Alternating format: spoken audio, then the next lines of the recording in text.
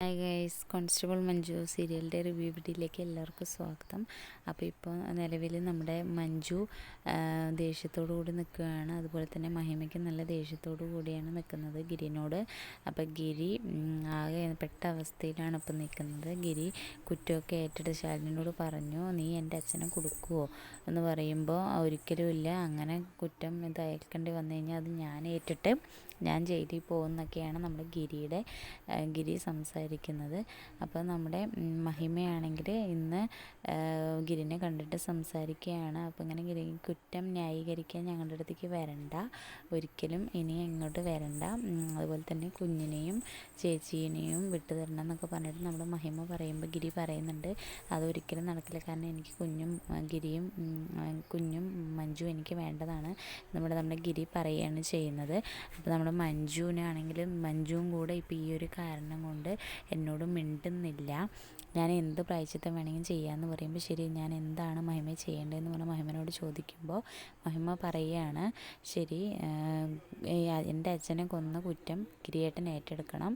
അതിനുശേഷം ഞാൻ പറയണത് എന്താണെങ്കിൽ കേൾക്കാനൊന്നും പോകണില്ല, എന്നാലും ഞാൻ പറയുകയാണ്, പറഞ്ഞ സ്ഥിതിക്ക് എന്ന് പറഞ്ഞിട്ട് മഹിമ ദേഷ്യത്തോടു കൂടി തന്നെയാണ് പറയണത്.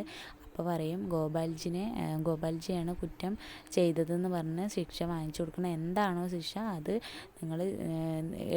നിങ്ങൾക്കത് ഞാൻ വാങ്ങിച്ചു തരും, അത് നിങ്ങൾ ചെയ്തേ പറ്റുള്ളൂ, ചെയ്യാൻ പറ്റുമോ ചോദിക്കുമ്പോൾ അപ്പം ഞാൻ എല്ലാ കുറ്റവും ഏറ്റെടുക്കാം, പക്ഷേ ഗോപാൽജിനെ ആക്കാൻ പറ്റില്ല എന്ന് പറഞ്ഞിട്ട് ഗിരി പറയുമ്പം മഹിമ പറയുന്നുണ്ട്, ഇതന്നെയാണ് പറഞ്ഞത്, ഇനി ഞാൻ ചേച്ചീനെയും കുഞ്ഞിനെയും എന്താ വേണ്ടതെന്ന് വെച്ചാൽ ഞാൻ തീരുമാനിച്ച് ഞാൻ ചെയ്തോളാം, ഗിരിയേട്ടൻ ഗോപാൽജിൻ്റെ കൂടെ നടന്നോളൂ എന്നൊക്കെ പറഞ്ഞിട്ട് മഹിമ ദേഷ്യത്തോടു കൂടി പറയുകയാണ് ചെയ്യുന്നത്. ഇനി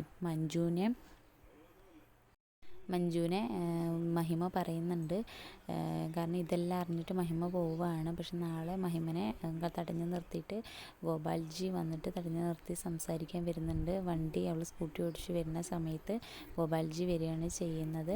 അതിനുശേഷം നമ്മുടെ ഗിരിക്കാണെങ്കിൽ ഭയങ്കര വിഷമമായിട്ടാണ് വീട്ടിലേക്ക് ചെന്ന് കയറുന്നത് തന്നെ.